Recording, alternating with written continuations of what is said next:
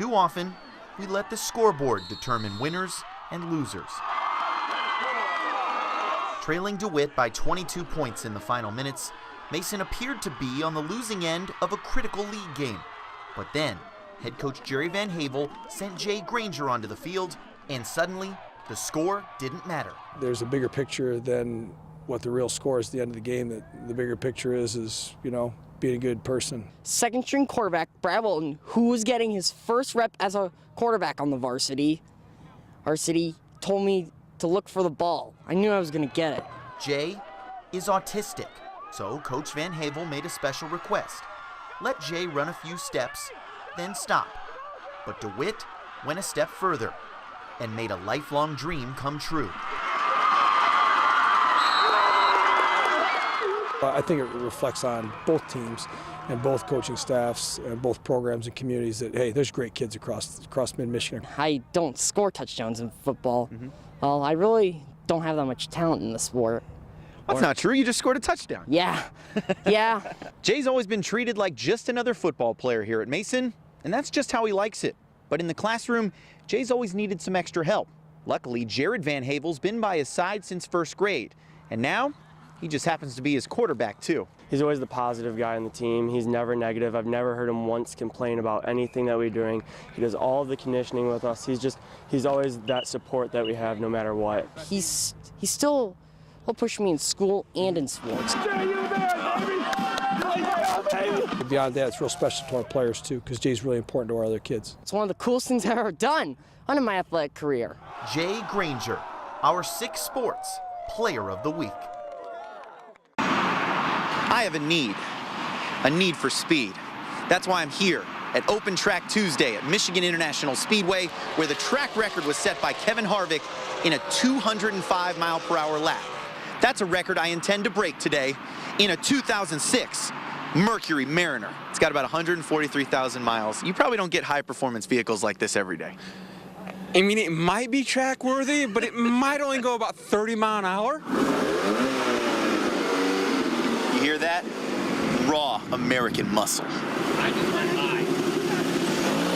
We're pulling off pit lane. I'm gonna get some of this stuff off the tires here, just like Jimmy Johnson does. You think I should use my turn signal here? Yeah, it looks pretty wide open. Check my blind spot. All right, here we go.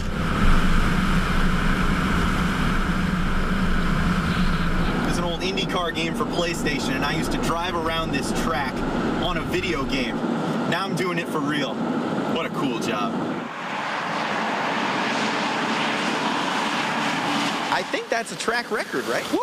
For that vehicle, yes, it is. But I'm very impressed with your driving ability out there. The weaving in and out of traffic, it was amazing. So now you've got 2 records set by Kevin's. Kevin Harvick, 205 track record. Kevin Gehl in a Mercury Mariner. You got like a wall of fame you can put me on? We do. We have a wall of shame. We'll put you right there. You heard it here first. WLNS team, Hall of Shame. They say it's better to be lucky than good, especially kickers. But Brian Evie makes his own luck. People would look at him and say, why are you grabbing the bag of balls and going out and still kicking when you should be doing this or should be doing that? There's someone in front of me, and you know, I had to wait because he's better. So I just learned you gotta work harder. During his senior year at Grand Ledge in 2010, Evie made 7 of 8 field goals while booming the ball on kickoffs. But college teams didn't notice. Overachievers in football are the ones that have always been told that they couldn't do something, and I think that was a part of Brian's drive. Without an offer to kick in college, Brian walked away from his education to pursue a job building boats. But soon enough, Brian realized his heart wasn't in manual labor. His dream to kick was only growing, just like his waistline. My girlfriend now, her stepmom worked there and got me the job, and I went there for 3 months and started getting one of the bellies, you know. I was like, this life's not for me, so just went back to kicking. Brian worked himself back into kicking shape and kept bugging the football staff at CMU till they finally gave him a shot. Went out there for the spring ball first day. Looked like one of the equipment managers, and they actually thought I was because everyone else had jerseys. Nowadays, nobody mistakes Brian for a bystander. Evie rifles it through. Is it good? It is. Good. He seized the moment after the Chips lost their starting kicker to a concussion, and since then, he's made 6 of 7 field goals with a 97% conversion rate on extra points. To be the the backup kicker, and to think he probably was a good chance he would never even play this whole year, and now to be where he's at, his story here has been really remarkable. There's been times where it's been real hard, but you just got to fight through it, and it was worth everything I've ever went through to get to that point. From the practice fields at Grand Ledge to center stage at CMU, Brian Evie took the road less traveled. In Mount Pleasant, Kevin Gehl, 6 Sports.